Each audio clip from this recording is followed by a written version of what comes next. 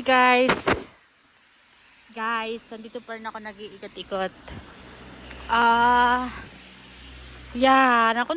Sobrang ganda. Hindi ko alam kung paano ko ma-explain. Basta sobrang ganda talaga niya. Ayan. Ito yung mga establishment dito. Ayan. Naglalakad ako. Medyo mabagal lang kasi hindi ako naka boots. So, madulas ang daan dahil nga nalulusaw na yung ice. Ayan, pero ayan guys. Tignan mo naman yan kung gaano kaganda yan.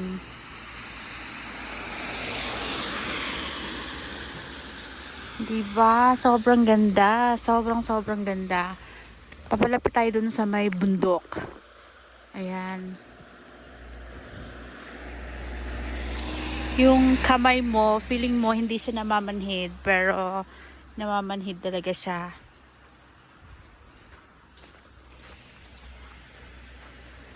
Oh my gosh. Namamanhid siya sa sobrang lamig din. Ayan. Tsaka yung mga sasakyan dito, pag alam nilang may tao, dahan-dahan din sila. Ayan. Guys, believe. Alam nyo, sa dami-dami ng mga napapanood kong mga sa YouTube na number 1 na isa sa mga favorite nila yung Europe, Switzerland. Ayan, sobrang ganda niya, men. Ito na yung bundok. Ayan. Kaya talaga, I'm always thankful. Alam mo, nung sinabi sa akin ng boss ko to na, we're going to Switzerland. Switzerland? Talaga? Ayan.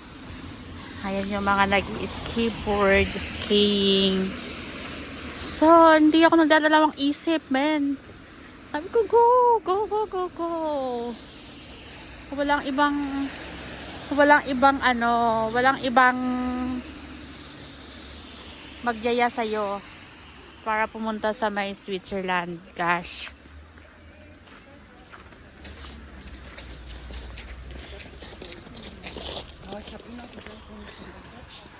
Grabe siya. Sobrang ganda niya. Tapos yung mga tao dito, yung mga bata, parang dito, pag dito ka nakatira, parang required ka talagang marunong mag-ski. Ayan. Basta kailangan kang marunong mag-ski. Ayan guys, ang bundok na. Papalapit na yung bundok.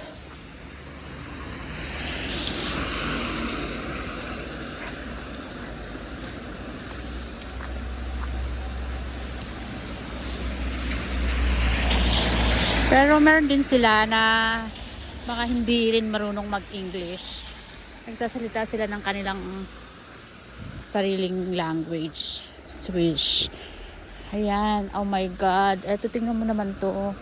Yung bundok na nakikita mo lang sa tabi. Kung saan sa place namin. Ayan guys. Hala. Sobrang ganda niya.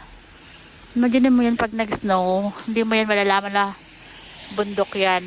Kasi namanhid din talaga yung kamay ko. Ouch. Ayan guys.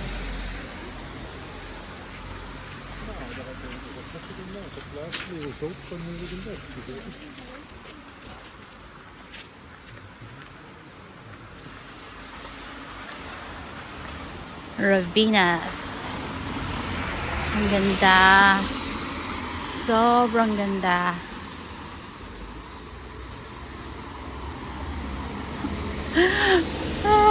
Naku po.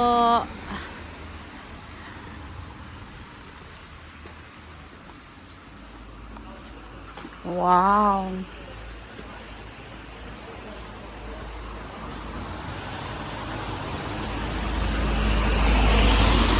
Super duper ganda talaga siya. Ayan, tingnan mo siya. O, diba? Naku po.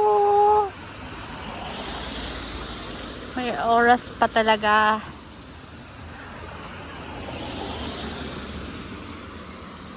Makakabalik pa kaya ako dito? Charot. Hala, sobrang ganda niya, men. Grabe. Super duper ganda. Ayan. Kailangan mo lang talagang magdahan-dahan kasi madulas. Madulas ang lugar.